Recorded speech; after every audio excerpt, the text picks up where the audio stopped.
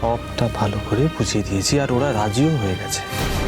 কি করে রাজি? মা, ব্যাপারটা হলো, টাকার কাছে তো সবাই হার স্বীকার করে, শিরদাঁড়া দেখিয়ে মাথা নিচু করে।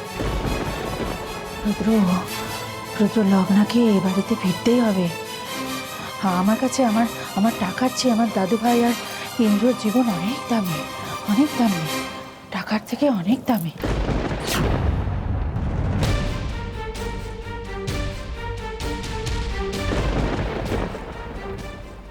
না না, বড্ড ভয় হচ্ছে।